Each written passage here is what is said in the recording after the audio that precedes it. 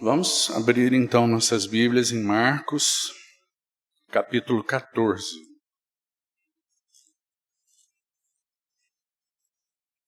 Vamos ler a partir do verso 53. E levaram Jesus ao sumo sacerdote e reuniram-se todos os principais sacerdotes, os anciãos e os escribas. Pedro seguia-o de longe, até o interior do pátio do sumo sacerdote, e estava assentado entre os serventuários, aquentando-se ao fogo. E os principais sacerdotes e todo o sinédrio procuravam algum testemunho contra Jesus para o condenar à morte, e não achavam, pois muitos testemunhavam falsamente contra Jesus, mas os depoimentos não eram coerentes. E levantando-se alguns, testificavam falsamente, dizendo: nós o ouvimos declarar: eu destruirei este santuário edificado por mãos humanas, e em 3 dias construirei outro, não por mãos humanas. Nem assim o testemunho deles era coerente. Levantando-se o sumo sacerdote no meio, perguntou a Jesus: nada respondes ao que estes depõem contra ti? Ele, porém, guardou silêncio e nada respondeu. Tornou a interrogá-lo o sumo sacerdote e lhe disse: és tu o Cristo, o Filho do Deus bendito? Jesus respondeu: eu sou. E vereis o Filho do Homem assentado à direita do Todo-Poderoso e vindo com as nuvens do céu. Então o sumo sacerdote rasgou as suas vestes e disse: que mais necessidade temos de testemunhas? Ouvistes a blasfêmia? O que vos parece? E todos o julgaram réu de morte. Puseram-se alguns a cuspir nele, a cobrir-lhe o rosto, a dar-lhe murros e a dizer-lhe: profetiza. E os guardas o tomaram a bofetadas. Vamos a João, capítulo 18.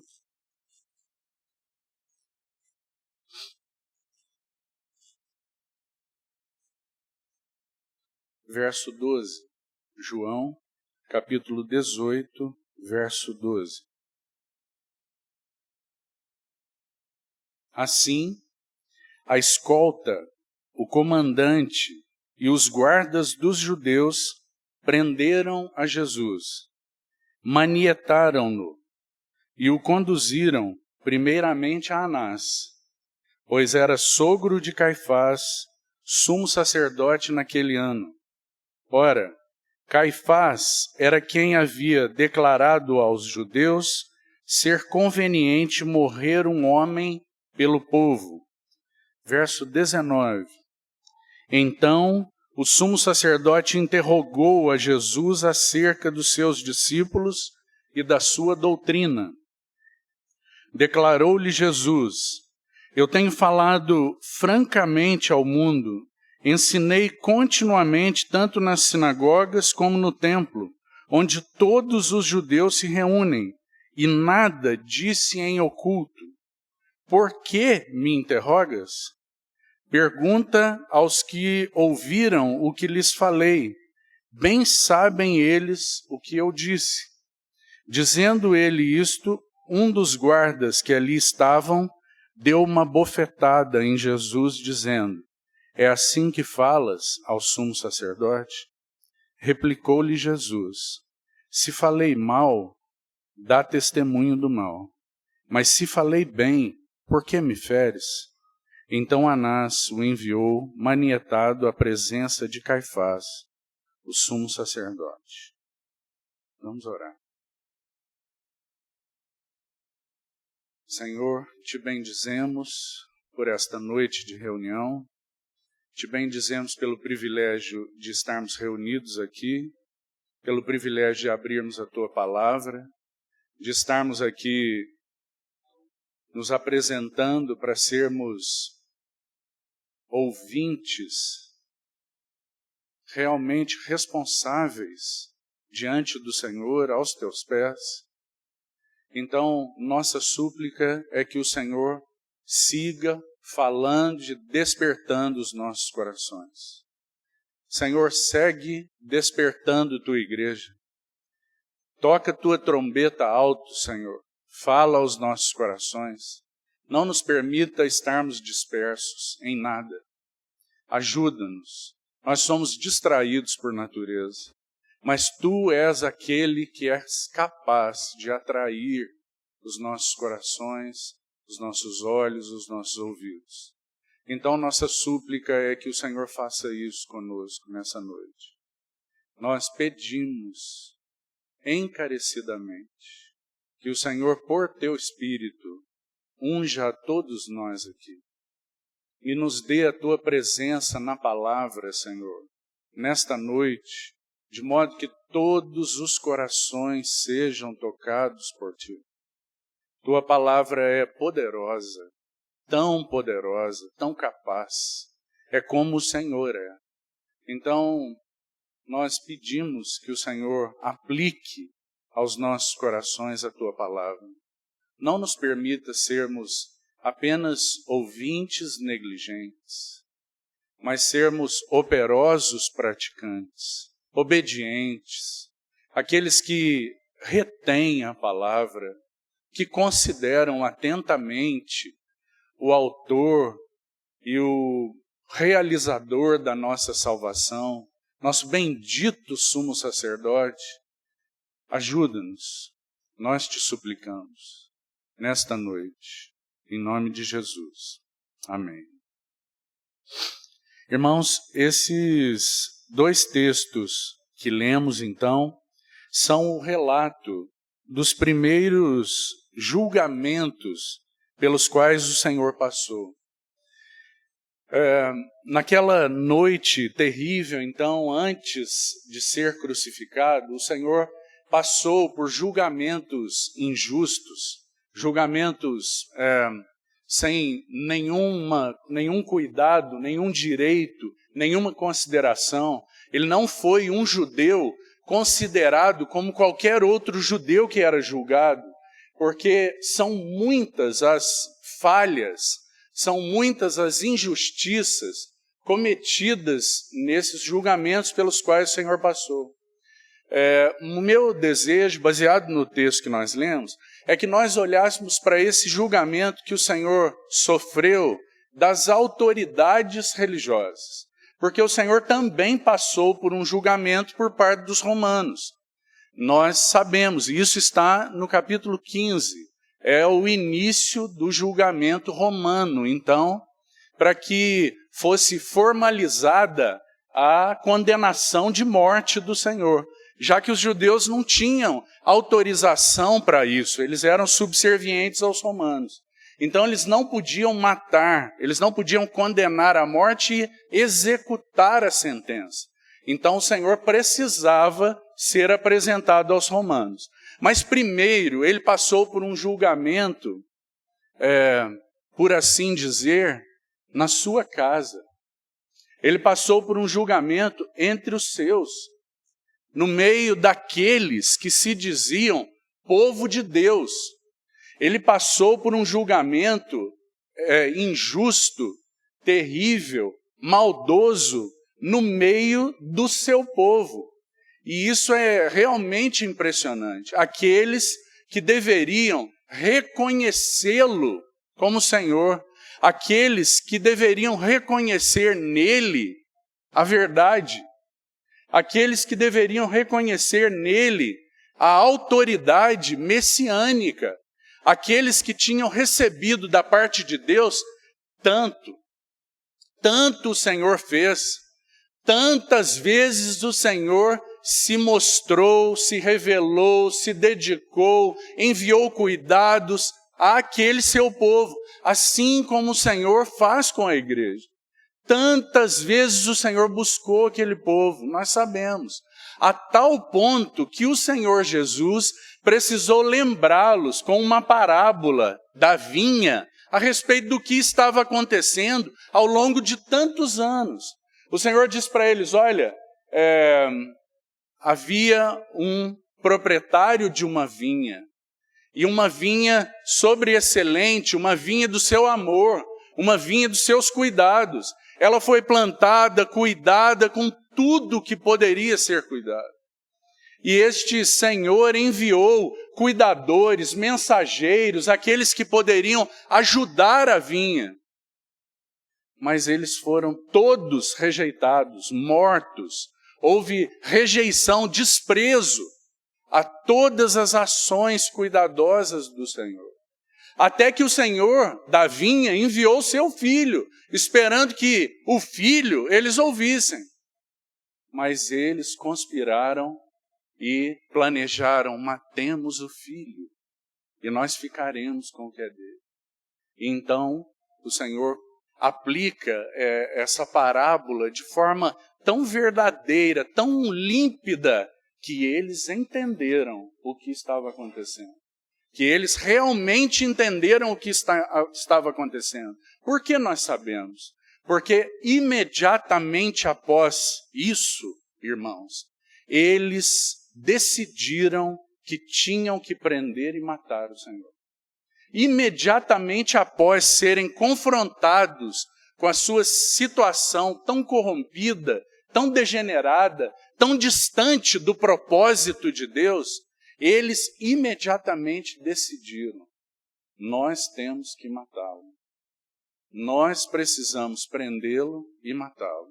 E então o capítulo 14, que está aí com você, ele começa exatamente assim. Olha aí os 2 primeiros versos do capítulo 14, porque eles fazem uma ligação com os últimos versos e o julgamento no Sinédrio, o julgamento das autoridades pelos quais o Senhor estava sendo então julgado.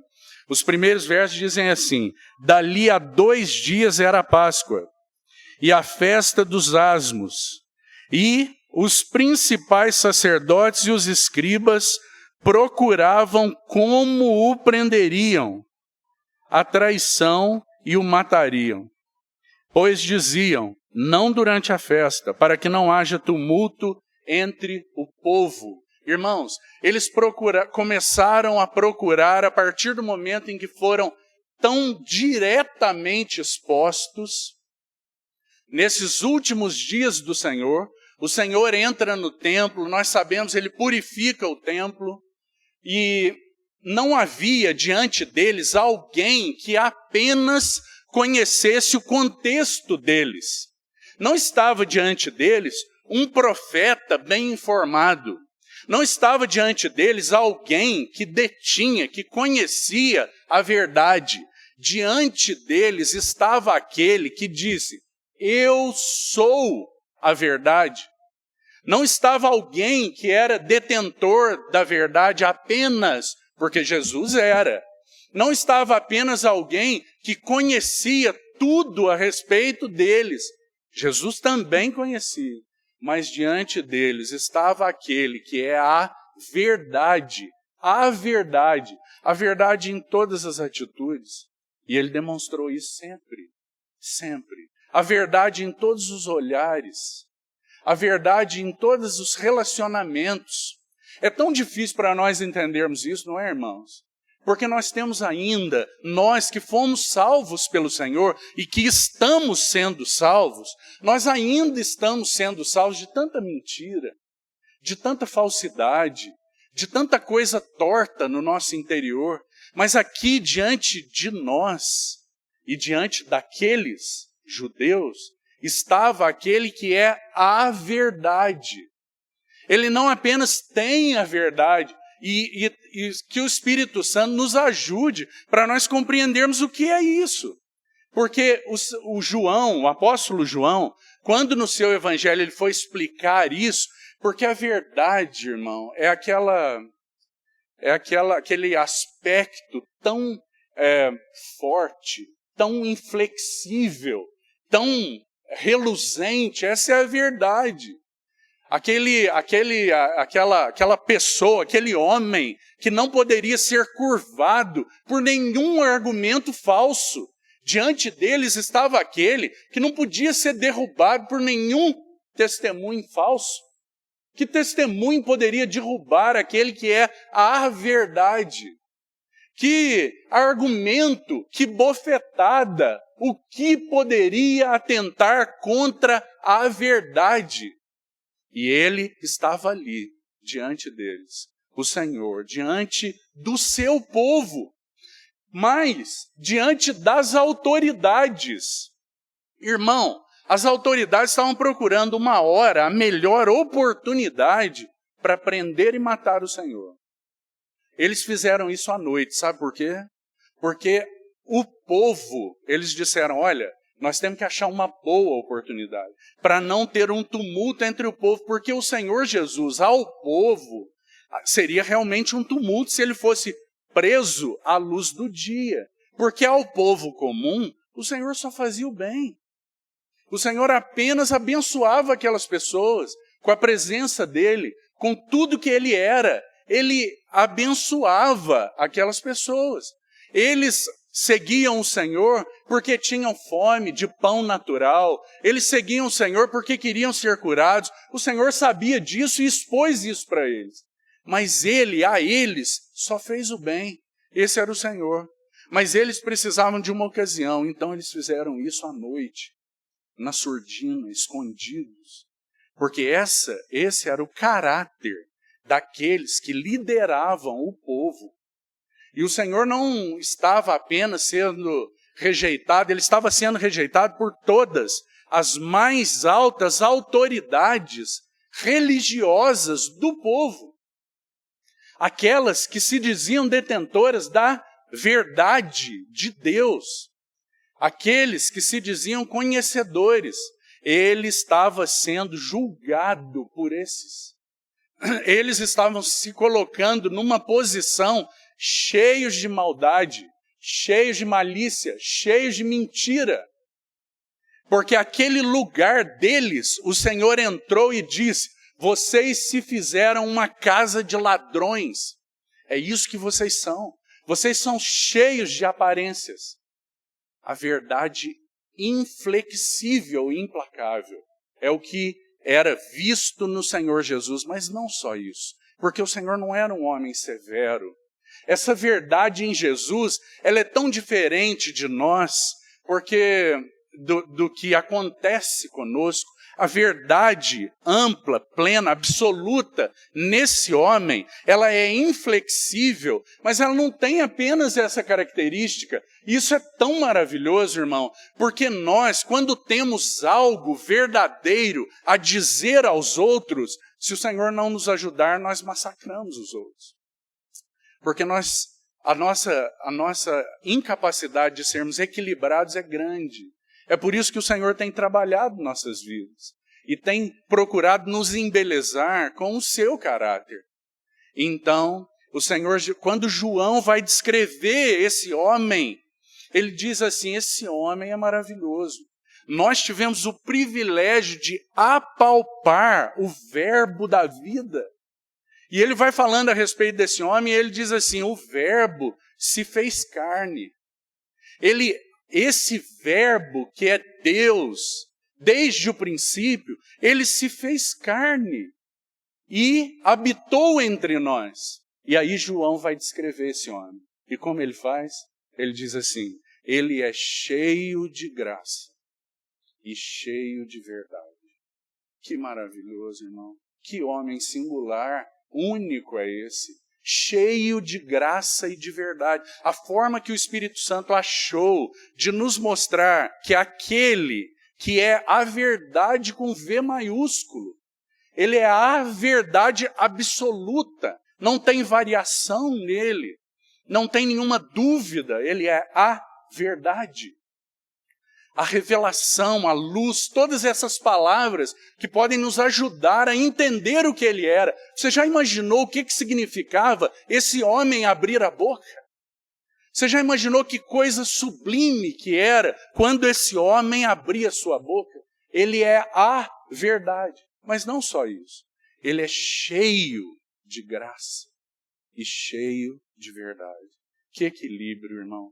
Porque ele é aquele que, em verdade, expõe todas as coisas. Ele é aquele que, em verdade, traz a luz e liberta. Que maravilhoso. Por quê? Porque nós sabemos? Porque ele, o Senhor, disse: conhecereis a verdade, e a verdade vos libertará. Se o Filho vos libertar, verdadeiramente sereis livres. Então, a característica mais maravilhosa da verdade é que ela é libertadora.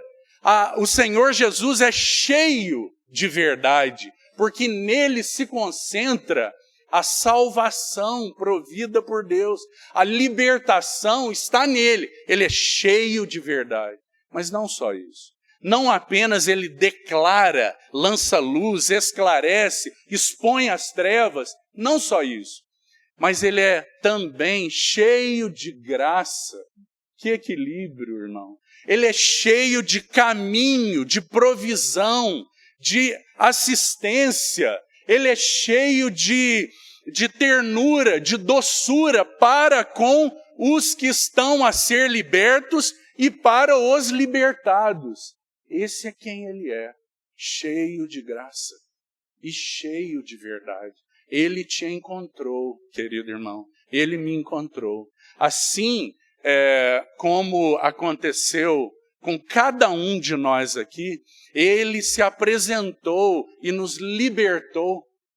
Ele é a verdade, mas ele é cheio de graça e cheio de verdade. João vai dizer, olha, a lei veio por intermédio de Moisés, mas por Jesus, mas a graça e a verdade, elas estão em Jesus. Em Moisés foi dada a lei, em Jesus elas vieram, graça e verdade. São o que ele é. Ele é cheio de graça, ele é cheio de verdade. E ele encontrou você e me encontrou. Nos libertou e proveu um caminho. Proveu um caminho para que nos tornássemos dele, discípulos dele, semelhantes a ele. Para que então a verdade que ele é, brilhe, raie na sua vida e na minha, cada dia, meu irmão. Cada dia. Para que nós não sejamos enredados por nada. Mas, então, diante desse julgamento, então tudo começa com uma atitude espúria, sorrateira das autoridades de o prenderem à noite. Então eles decidem isso e já havia um conluio, aquele povo, aquelas autoridades, elas estavam já cauterizadas nos seus corações e nas suas mentes. Eles já estavam decididos. Eles trouxeram o Senhor Jesus já com uma sentença pronta. Eles estavam procurando uma maneira para armar tudo e depois, ao amanhecer, irem para o Sinédrio, para que então fosse formalizado o que eles já tinham feito na surdina. Então eles prenderam o Senhor. João vai relatar um detalhe que Marcos não relata. Vai dizer que ele foi preso naquele jardim, nós sabemos. Os guardas, uma turba, muitos guardas armados, uma guarda do Sinédrio, muitos homens, para prenderem um homem pacífico. E então o Senhor se apresenta, se adianta, protege os seus discípulos. No momento em que eles prendem o Senhor, então todos fogem e João vai relatar, eles o levaram. Eles o levaram. Irmão, você já pensou que o que está acontecendo aqui é que o Senhor se permitiu ser levado, porque era a hora dele ser levado. Até então, eles não tinham posto a mão no Senhor. Eles tentaram algumas vezes, mas eles não conseguiram. Mas aqui o Senhor se entregou. E então eles o levaram. Esse homem pacífico foi manietado. É a expressão que João nos destaca e que Marcos não. Essa expressão, manietado, é amarrado. Eles amarraram o Senhor como um prisioneiro perigoso e levaram o Senhor então para ser julgado naquela assembleia. O primeiro detalhe, irmão, é que o texto que nós lemos diz que eles foram para a casa do sumo sacerdote. E lá se reuniram todos os principais sacerdotes, anciãos e escribas. Ou seja, o sinédrio estava lá. O sinédrio era um grupo de cerca de 70 anciãos que eram como juízes do povo. Esses eram os representantes religiosos, junto com o sumo sacerdote. Eles eram com os escribas, eles eram os representantes do governo religioso daquele povo, o sinédrio. Então, o que está sendo dito aí para nós é que o sinédrio está reunido. Alguns dizem que nós não sabemos exatamente se esse todos representa um quórum do sinédrio, mais de 25 anciãos, pelo menos, estavam lá, ou se esse todo significa que todo o sinédrio estava lá. Possivelmente, todo o sinédrio estava lá. Eles estavam na casa de Caifás, para uma assembleia extraordinária. Só que tem um detalhe, irmão. A lei judaica proibia que o sinédrio se reunisse à noite. Eles eram proibidos de se reunir à noite por conta do que representava o sinédrio. O sinédrio representava aquela luz de Deus para exercer juízo às claras. Mas eles estavam reunidos ali na casa do sumo sacerdote à noite. Então, por aí começam as características injustas do julgamento do Senhor. Nós sabemos que tem muitos juristas que analisam esse julgamento e levantam o código judaico da época e apontam muitas distorções, muitas, que não poderiam ter sido feitas. O Senhor não poderia ter sido condenado, o sinédrio nunca condenava uma pessoa no mesmo dia, ele não poderia ser condenado. Ele sempre tinha um tempo para que essa sentença fosse, então, melhor avaliada. Eles nunca condenavam de forma capital alguém à morte no mesmo dia. O sinédrio não podia fazer isso. O sinédrio não podia condenar uma pessoa baseada no seu próprio testemunho, apenas. Ele não podia condenar uma pessoa baseado numa própria confissão. Precisava que mesmo que houvesse uma confissão, precisava que houvessem testemunhas. Por isso que os anciãos e os sacerdotes estavam ali procurando testemunhas falsas, para que aquilo que estava feito na informalidade, aquele teatro, ali na surdina à noite, pudesse então ser levado na manhã seguinte, na primeira hora, para que no sinédrio ele fosse condenado. Então o Senhor Jesus é tomado, ele é levado primeiro a Anás. Anás era um sumo sacerdote que tinha sido destituído do cargo, porque esse cargo passou agora havia passado pela indicação dos romanos. Então Caifás agora era o sacerdote. Anás já era como um sacerdote jubilado. Eles consideravam Anás, tanto que o Senhor é levado na casa do Anás. Então ali ele é perguntado, ele apanha, é uma outra injustiça, ele apanha por falar a verdade. O Senhor apela para um princípio do código de ética judaico, quando ele diz, quando João relata, quando digo a verdade, você não considera. Se eu estivesse falando mal, você poderia agir comigo com dureza. Mas se eu falo bem, por que me feres? O Senhor está dizendo, olha, o meu testemunho é verdadeiro, baseado no que todas as pessoas dizem. Eu não disse nenhuma palavra em oculto, eu ensinei às claras, todos os dias, onde todos vocês estavam, e por que agora eu estou sendo interrogado? Então, esse homem, esse que é a verdade, estava então diante daqueles que eram autoridades ali, em uma reunião inadequada de juízes. E tem um texto, irmão, que eu gostaria que você abrisse sua Bíblia, que nos ajuda a entender o que estava acontecendo ali, em Romanos, capítulo 1. Então, vamos a Romanos. Olha como o texto de Romanos vai nos ajudar um pouco aqui. Romanos, capítulo 1.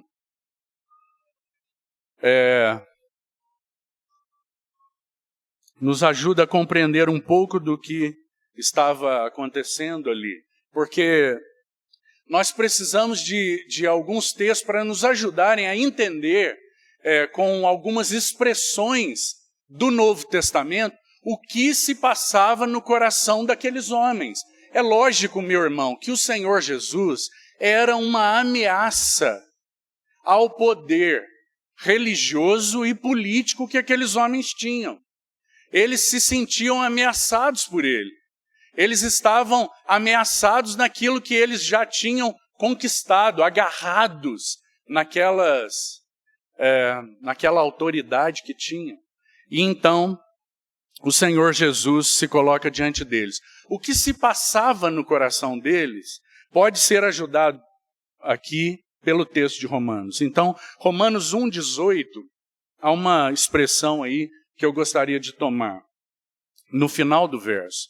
A ira de Deus se revela do céu contra toda a impiedade e perversão dos homens.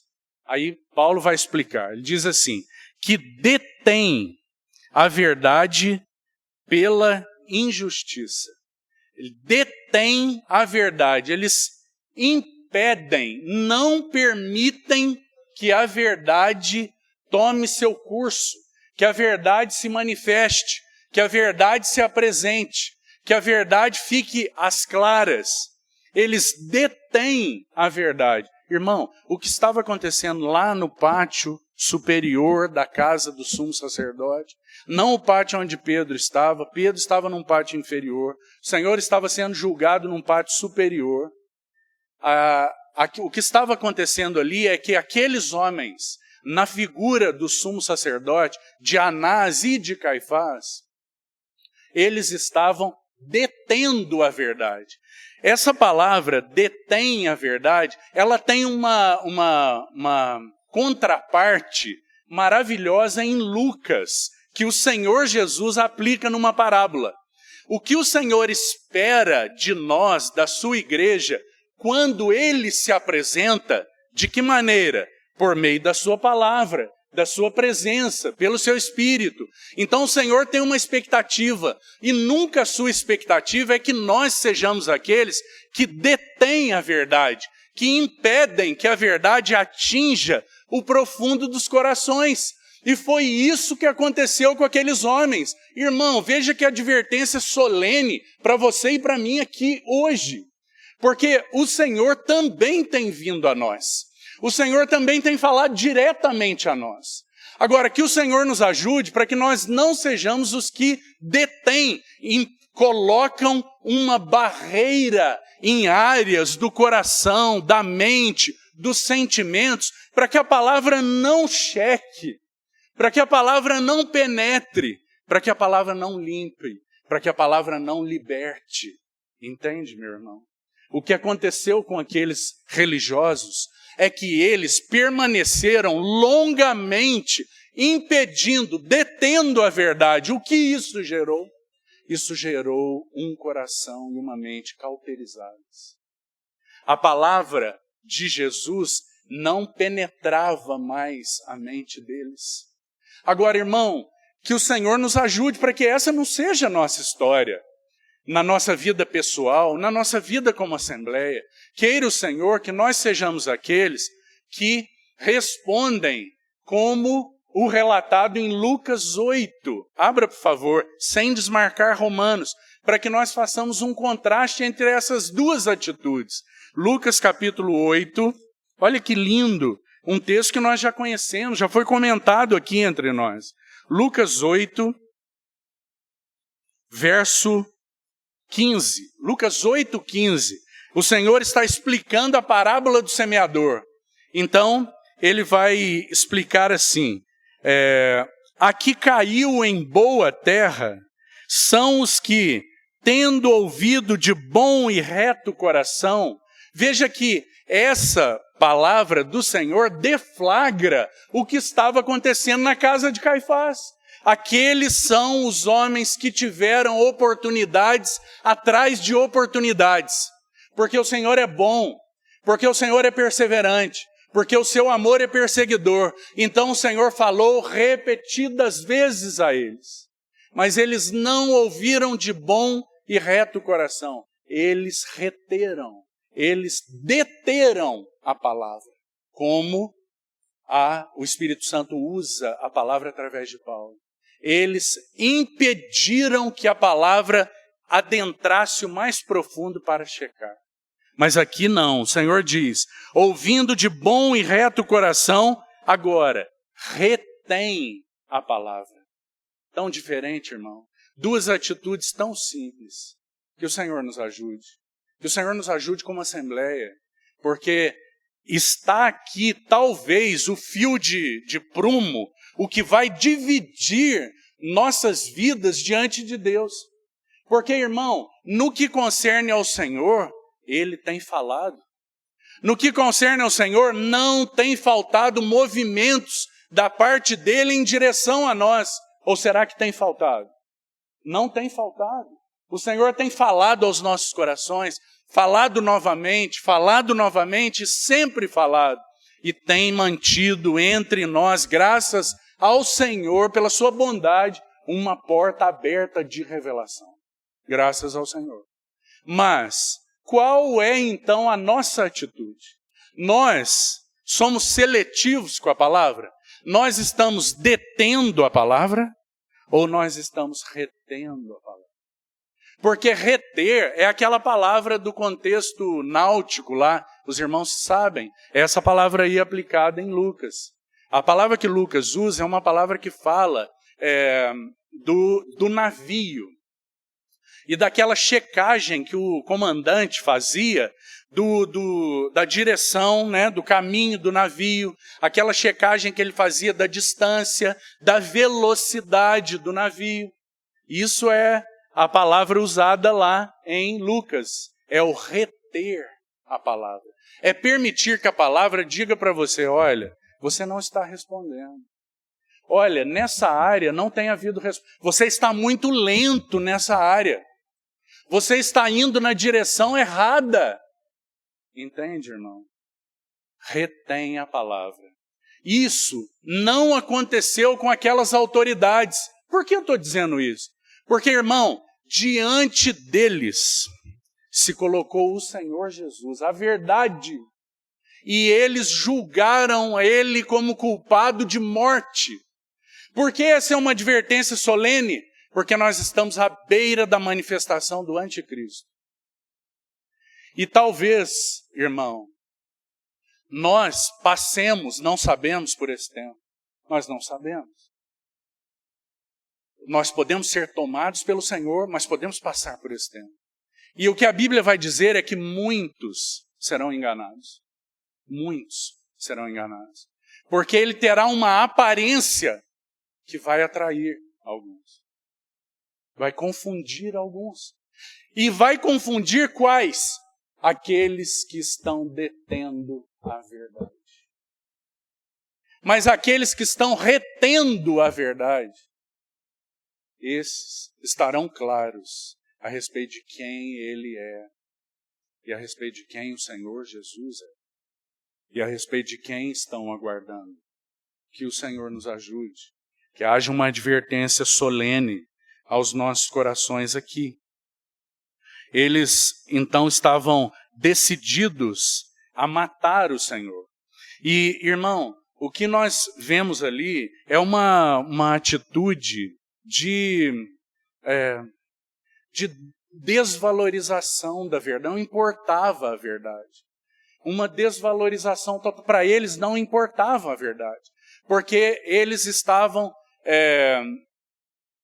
decididos nos seus corações de que aquele era um impostor, o Senhor da glória, a verdade encarnada, era para eles um impostor. Eles estavam decididos então a acabar com ele. Mas essa verdade então estava diante deles ali com toda a sua força e com atitudes muito definidas. Então, o que nós vemos no que se refere a eles? Nós vemos que primeiro eles desvalorizaram a verdade.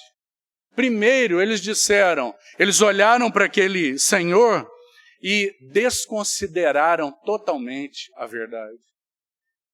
Se atende os meus interesses, serve para mim. Se não atende, não serve. É o que eles fizeram com o Senhor. Ele não atende os nossos interesses. Ele prejudica os nossos interesses. Ele nos atrapalha nos nossos interesses. Ele não serve para nós. Ele tem que ser morto. Agora, que o Senhor nos ajude, irmão, porque a mesma verdade tem checado as nossas vidas. E se nós não nos apegarmos à palavra de Paulo, quando vai falar da necessidade dos cristãos estarem preparados para esse ambiente de batalha onde nós estamos inseridos, ele vai dizer em Efésios capítulo 6, que nós devemos nos cingir com a verdade, lembra? A palavra lá é armai-vos. A palavra lá é estejam armados com a verdade, cingidos com a verdade. E então ele vai descrever é onde ele está falando da armadura de Deus. Então, que o Senhor nos ajude para que compreendamos que nós podemos, como eles, desvalorizar a verdade. Digamos que esse é o primeiro nível. Primeiro, eles olharam para ele e disseram, ele não atende os nossos interesses. Então eles desvalorizaram a verdade. Ele não serve para nós. E enquanto ele esteve seguindo seu ministério ali, durante algum tempo ele incomodava, mas era desprezado por eles apenas. Até que se cumpriu o tempo, segundo a predeterminação de Deus, de que ele deveria ser entregue. E então aqueles corações foram expostos. Porque nós sabemos que o Senhor foi destinado, ele se encarnou para morrer. Não é assim? Mas ai daquele por quem for entregue o Filho de Deus. Então, o Senhor Jesus, diante deles, primeiro ele é desconsiderado. Depois, irmãos, eles passam a fazer um interrogatório e uma afronta à verdade. Eles passam de uma desconsideração, um desprezo, para uma afronta à verdade. E ainda há uma terceira atitude. Eles não somente desconsideraram a verdade, eles não somente afrontaram a verdade, mas eles foram violentos com a verdade. Eles se levantaram com seus dentes rilhados, com violência contra a verdade. Porque a verdade expunha seus corações. Então, que o Senhor vá, pela sua graça, aplicando lições aos nossos corações a respeito disso. Abra comigo em Isaías 59, porque quero colher ali mais algumas expressões para nos mostrar o ambiente daquele julgamento. Então, Isaías 59, veja o que é dito pelo profeta quando Isaías está profetizando contra a maldade da nação. Então, veja isso. Isaías 59 começa assim, irmão. Eis que a mão do Senhor não está encolhida, que não pode salvar, nem surdo o seu ouvido para não poder ouvir, Que maravilhoso a profecia de Isaías aí começar assim. Porque quando nós olhamos para aquele julgamento, nós temos o Senhor Jesus tomando uma atitude muito definida. A atitude deles foi desvalorização, afronta e violência contra ele. Essa foi a atitude deles, dos principais sacerdotes do povo, contra a verdade encarnada. Essa é a atitude deles. Mas e a atitude do Senhor Jesus? Nós temos duas atitudes. Primeiro, a verdade guarda silêncio. Depois, a verdade se pronuncia. Nós temos as duas coisas acontecendo naquele julgamento. Primeiro, a verdade guarda silêncio. Depois, a verdade se pronuncia. Irmão, o Senhor Jesus pode nos ensinar isso. Só Ele pode nos ensinar. Que existem momentos em que nós devemos falar. E existem momentos que nós não devemos falar. O Senhor pode nos ensinar o que significa guardar silêncio diante de falso testemunho. Porque ele estava sendo falsamente injustiçado. E ele guardou silêncio. E o Senhor pode nos ensinar como nos pronunciarmos de uma forma tão clara e límpida que as trevas sejam desbaratadas, sejam expostas. Ele guardou silêncio e ele se pronunciou. Duas coisas. Agora, veja que Isaías 59 vai dizer: a mão do Senhor sempre esteve estendida, seus ouvidos atentos para salvar aquele povo. Mas agora, a perversão e a rejeição deles atingiu seu nível máximo. E o Senhor agora seria morto, condenado por eles. Então, Isaías 59 vai trazer algumas expressões aí para nós. Verso 4, olha só. Diz assim: ninguém há que clame pela justiça. Irmãos, eles estavam certamente ali em mais de 100 pessoas reunidas na casa do sumo sacerdote. Eles estavam reunidos ali. Jesus tinha sido preso. Eram aquelas autoridades, os que estavam acostumados a julgar questões de justiça. Eles estavam acostumados com injustiças, com crimes, com coisas indevidas. Não houve uma voz que pudesse levantar e falar: não, peraí. Não, isso também não. Não, isso nós não podemos fazer. Não, vamos esperar até amanhã para que ele seja julgado às claras. Ninguém se levantou. Sabe por quê? Por causa da perversidade contínua e da cauterização daqueles corações.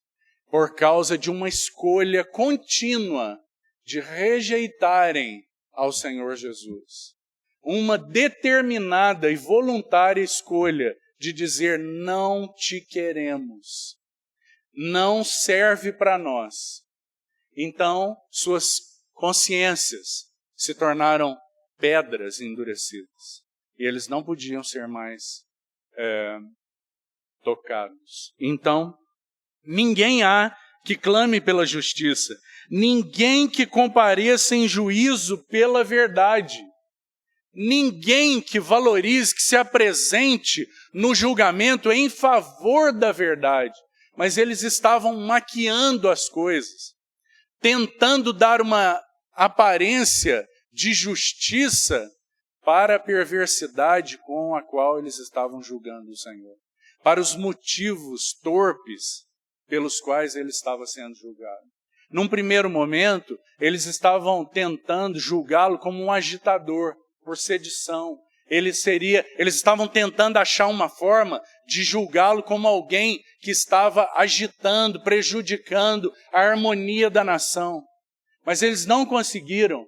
E então, por fim, o sumo sacerdote toma uma atitude drástica e pessoal, injusta também, ilegal, e aborda o Senhor, dizendo e colocando o Senhor em julgamento perante eles, em juízo perante eles, para que ele falasse em juízo perante eles. E então o Senhor responde nessa hora. Até ali ele não respondeu nada, ele guardou o silêncio. Mas na hora em que foi interpelado pelo sumo sacerdote, então ele respondeu. Seguindo aí, ninguém que compareça em juízo pela verdade confiam no que é nulo. Olha que versículo, irmão. Agora, veja o verso 14. Pelo que o direito se retirou e a justiça se pôs de longe. Tem uma tradução, NVT, uma nova tradução, que traduz essa primeira parte desse versículo assim: nossos tribunais se opõem ao que é certo, e não há justiça em parte alguma. Nossos tribunais se opõem ao que é certo, e não há justiça em parte alguma. Pelo que o direito se retirou, e a justiça se pôs de longe. É isso que estava acontecendo, no lugar da justiça. No lugar onde deveria se manifestar a justiça de Deus. Ele estava sendo julgado e a justiça se pôs de longe. Porque a verdade anda tropeçando pelas praças. E a retidão ou o direito não pode entrar. Sim, a verdade sumiu. Sim, a verdade sumiu. E quem se desvia do mal é tratado como presa, ou quem se desvia do mal, quem diz a verdade, é perseguido. É o sentido dessa expressão. Quem diz a verdade é perseguido. O Senhor viu isso e desaprovou o não haver justiça. Não é impressionante, irmão? Esses versículos nos ajudam a compreender o que estava acontecendo lá. Então, a primeira atitude deles, eles desconsideraram a verdade, não serve para nós.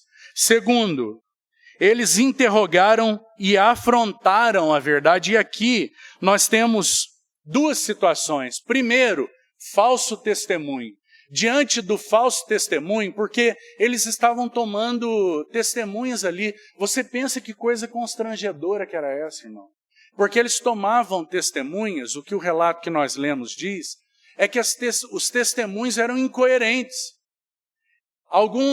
Várias testemunhas, não sabemos quantas, mas eles buscavam testemunhas e era incoerente.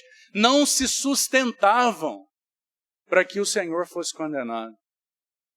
Até que eles tomaram duas pessoas que falaram a mesma coisa, e ainda assim falsamente. Porque eles se referiram a algo que o Senhor tinha dito no início do seu ministério.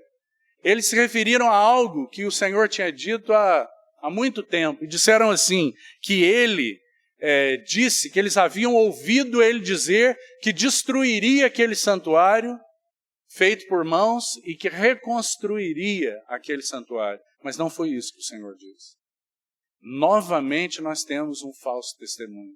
Porque o Senhor disse destruir vocês. Esse templo será destruído por causa de vocês. E eu reconstruirei em 3 dias. Então João explica, ele se referia ao santuário do seu corpo. À sua morte e à sua ressurreição.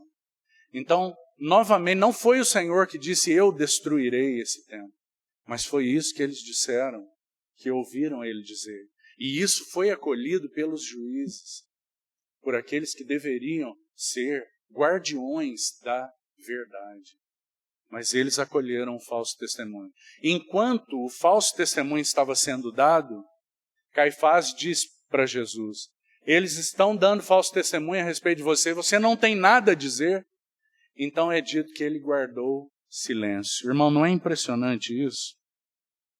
A verdade ficando em silêncio. Nós temos o Senhor silencioso nessa hora. Ele não diz nada. Que silêncio mais precioso, mais poderoso é esse? Que coisa impressionante é essa? Porque o Senhor tinha todos os argumentos, mas o Senhor se cala e fica mudo diante daqueles falsos testemunhos. Que coração humilde é esse? Que coração manso é esse? que o Senhor nos ensine a lidarmos, nos dias em que estamos vivendo, com os levantes contra a verdade, irmão. Porque a verdade da palavra de Deus agora, para ser mais específico e direto, já está sendo desvalorizada há tanto tempo. Já se levanta uma atitude de afronta à palavra há quanto tempo? Quantos princípios de Deus, como a palavra de Deus tem sido afrontada, mas agora, para surpresa nossa, ela tem sido afrontada dentro do cristianismo professo. Ela tem sido afrontada por aqueles que deveriam retê-la nos corações.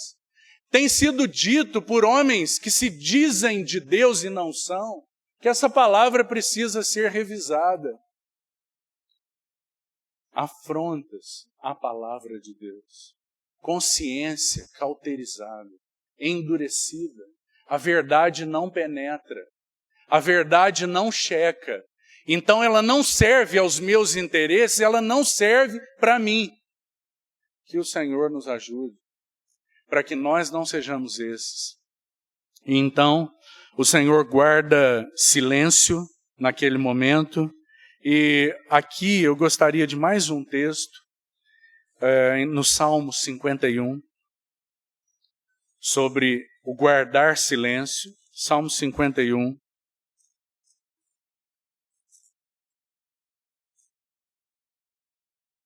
Salmo 51, verso 16.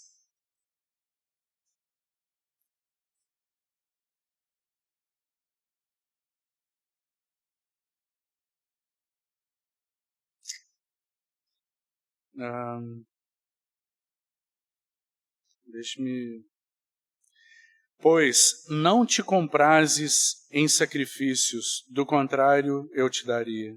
Não te agrada de holocaustos. Sacrifícios agradáveis a Deus são um espírito quebrantado e compungido e contrito. Um coração compungido e contrito. Não o desampararás, ó Deus.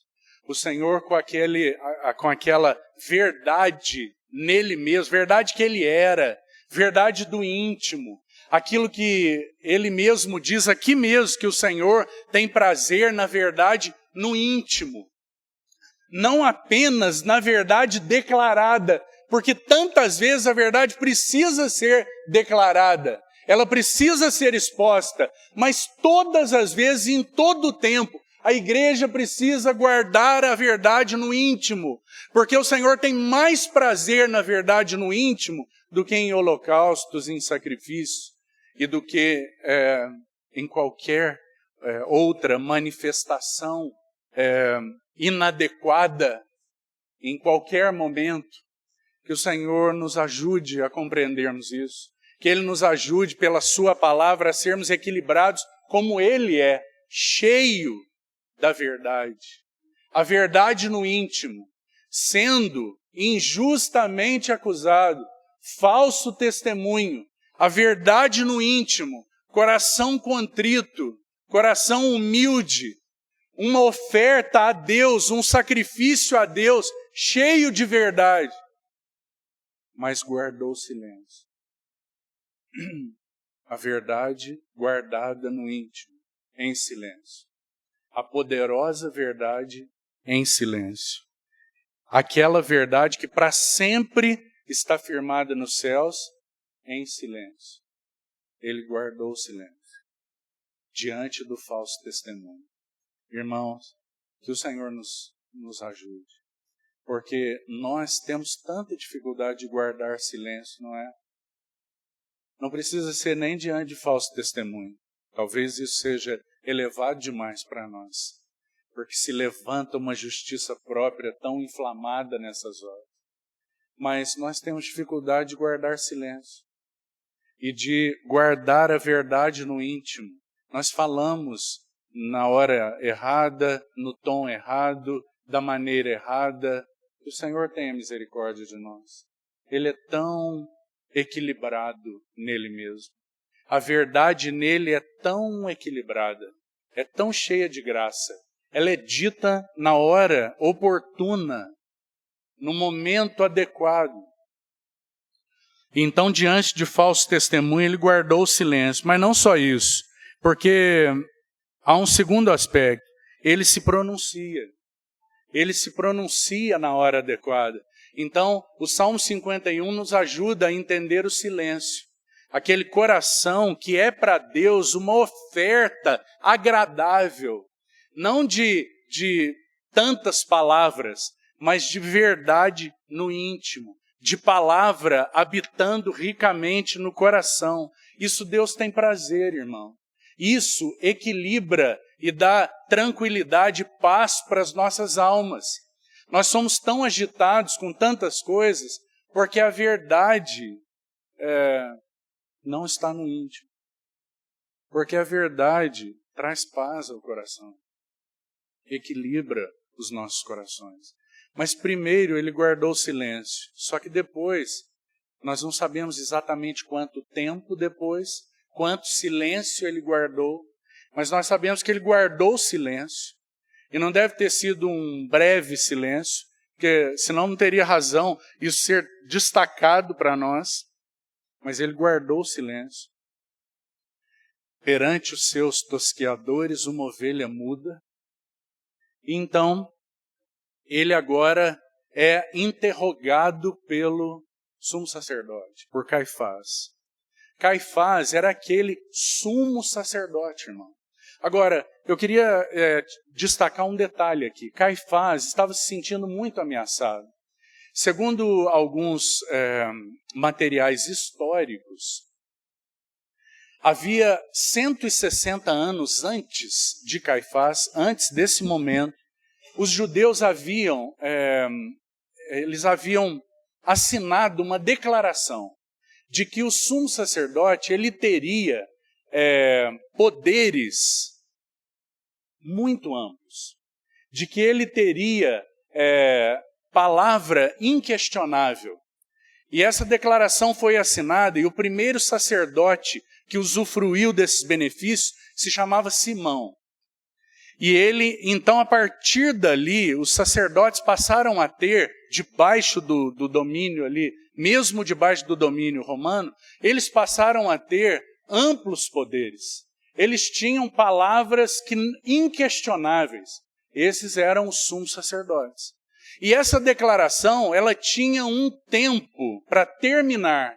E o tempo era o tempo da manifestação do Messias de Israel. E então Caifás, nesse tempo, ele se sentia muito ameaçado pelo Senhor Jesus.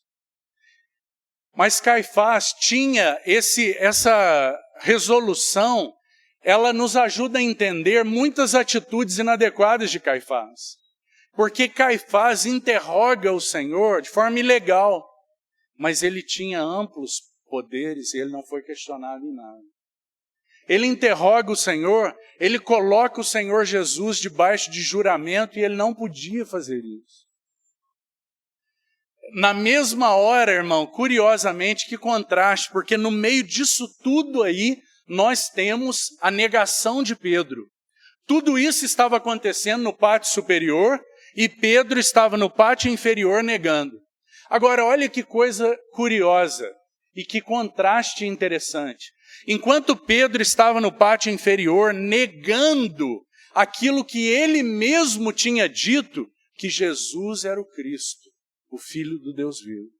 Pedro estava negando que conhecia ele. Pedro estava negando que tinha intimidade com ele, que andava com ele, que falava como ele. Pedro negou 3 vezes no pátio inferior. Mas no pátio superior, o Senhor Jesus estava afirmando que era verdade aquilo que Pedro tinha dito. Enquanto Pedro estava negando o que ele mesmo tinha dito, o Senhor Jesus estava afirmando que aquilo que foi declarado por Pedro, revelado do céu, que não tinha sido carne nem sangue que tinha revelado para ele, o Senhor estava afirmando agora, diante de Caifás. A verdade agora que guardou o silêncio, ela se manifesta como aquela luz estrondosa, simples e clara, porque Caifás coloca Jesus sob juramento e diz: me diga agora, tu és o Cristo, filho do Deus bendito? Então, debaixo de juramento, o Senhor Jesus diz a mais cristalina verdade, irmão. A mais simples verdade, mas a mais clarificante verdade. As trevas são dissipadas naquela hora. Ele diz: eu sou. E você não verá, não é apenas isso que eu te digo. Então Jesus cita a profecia de Daniel, capítulo 7. Ele diz: não só isso, você verá o Filho do Homem assentado à destra da majestade, nas nuvens. O Senhor diz isso. Ele não estava se referindo à sua segunda vinda, nós já ouvimos a respeito disso. Ele estava se referindo à sua ascensão. Que maravilhoso, irmão. Sabe por quê? Porque Estevão viu exatamente isso que Jesus disse para Caifás que seria visto. Você se lembra? Estevão, quando estava sendo apedrejado, ele levantou os olhos e viu os céus abertos e o Filho do Homem assentado. Ele viu o Filho do Homem à destra da majestade. Paulo também viu. Que lindo, irmão. Que maravilhoso. O Cristo exaltado, entronizado, Senhor do universo, assentado no trono. A verdade mais excelente, clarificante, sublime de todas as verdades, que pode colocar todo o universo no lugar adequado. Você entende, irmão? Que dirá o coração de Caifás. Mas a mente e o coração de Caifás estavam voluntariamente obstruídos. A verdade que o Senhor Jesus revelou para Caifás é a verdade central do universo, irmão. O Filho do Homem se assentará no trono, à destra da majestade nas alturas, e você verá, porque eu sou o Cristo, o Filho do Deus vivo. Foi isso que o Senhor disse para Caifás. E essa é a verdade que põe em ordem todo o universo. Mas veja que advertência para nós. O coração e a mente de Caifás não foram colocados em ordem. Não é impressionante? Né? Não é impressionante como a obstinação do coração do homem é capaz de resistir à verdade em Jesus? Então, Caifás interroga o Senhor Jesus, põe o Senhor Jesus sobre juramento. Ele estava, de certa forma, ameaçado. Ele, diante do Senhor Jesus, como aquele representante de um coração e de uma mente cauterizada, ele faz coisas horríveis. E eu queria destacar só uma, porque o nosso tempo encerrou. Ele rasga suas vestes. Irmão, o sumo sacerdote não podia, em hipótese alguma, rasgar as suas vestes. Isso está em Levítico, anote aí para você conferir, Levítico, deixa-me localizar aqui que eu anotei o texto para que você confira, Levítico capítulo 21. O sumo sacerdote, ele recebia então suas vestes e ele não podia absolutamente rasgar as suas vestes. Sabe por quê, irmão?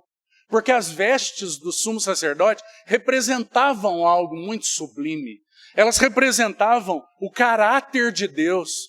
Aquilo que da parte de Deus estava sendo dado para vestir aquele representante supremo. E diante da verdade absoluta, diante do próprio Deus homem, diante do Senhor Jesus, Caifás rasgou suas vestes. Primeiro, ele fez algo que era ilegal. Ele não podia fazer. Mas como ele tinha palavra inquestionável e atitudes inquestionáveis, então ele toma mais uma atitude inadequada. E ele rasga suas vestes. Diante do Senhor Jesus. Agora, eu queria sugerir para você que esse rasgar das vestes, irmão, tem a ver nos nossos dias com apostasia.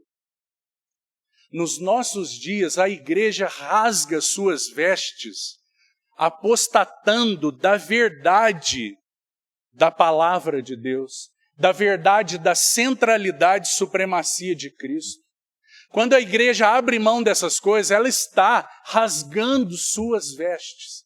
rasgando aquilo que da parte de Deus tem sido dado a nós para nos embelezar, para que nos apresentemos diante dele com suas belezas, seu caráter. Ele nos deu suas vestes de justiça. Ele preparou vestiduras para que a igreja esteja ataviada e se vista diante dele para as bodas. Mas na medida em que a igreja cauterizada, endurecida, detém a verdade, ela rasga suas vestes diante do Senhor Jesus. E isso é apostasia, irmão. Isso é apostasia. E essa é a atitude de Caifás, que representa um coração endurecido e uma mente endurecida. Mas nós temos também a atitude de Pedro aí. Pedro negou o Senhor, mas é sabido que Pedro não tinha uma mente endurecida, totalmente endurecida, e que Pedro precisou ferir suas convicções para negar o Senhor. Nós sabemos porque se não fosse assim, se não houvesse alguma realidade em Pedro, por que ele estaria seguindo o Senhor aí até esse pátio, irmão? Então Pedro representa para nós uma mente e um coração sensíveis, que mesmo que tenham falhado, se apresentam diante do Senhor e podem ser recuperados por Ele, podem ser renovados por Ele, transformados por Ele, mesmo que de alguma forma, irmão, você entenda nessa noite, como os jovens ouviram no encontro, que tem algo na sua vida que te conforma ao mundo, há em Jesus, para você e para mim, um caminho de retorno, para que o Senhor recupere, restaure nossas vidas. Ele tem nos despertado exatamente por isso. Então, que o Senhor, na sua bondade, Ele siga nos falando ao coração, para que nós, que temos tido a oportunidade de ouvi-lo, mesmo que haja nos nossos corações ainda coisas que ferem o testemunho de Cristo que foi dado a nós, a fé que nós temos em Cristo, mesmo que ela esteja ferida, se apresente ao Senhor. Porque Ele apresenta para mim e para você, como apresentou para Pedro, um caminho de retorno, irmão, para que nós sejamos recuperados. Que o Senhor faça isso conosco, pela sua palavra, conforme tem feito nesses dias. Amém? Então vamos orar. Senhor, bendito seja o teu nome. Bendito seja o teu nome, ó verdade absoluta. Tu és a verdade, Senhor. E nós queremos nos curvar aos teus pés. Ó Senhor Jesus, nós sabemos que quando a verdade se revela, o clamor nos nossos corações é: Senhor, lança sobre mim tua luz e tua verdade para que me guiem, para que eu seja conduzido à comunhão e às recâmaras da tua comunhão. Lança tua verdade sobre nós, Senhor, tua luz, e nos guie segundo aquilo que temos ouvido a teu respeito. Não nos permita, Senhor, determos qualquer coisa que seja da verdade que temos recebido, mas que sejamos aqueles que retêm a verdade, que permitem que a verdade cheque seus corações. Não queremos ter consciência cauterizada, Senhor, mente embotada, endurecida, mas desejamos ser aqueles de coração sensível, contrito, que guardam a verdade no íntimo, que quando ouvem a tua voz logo respondem. Faz isso conosco, Senhor, te pedimos, em nome de Jesus. Amém.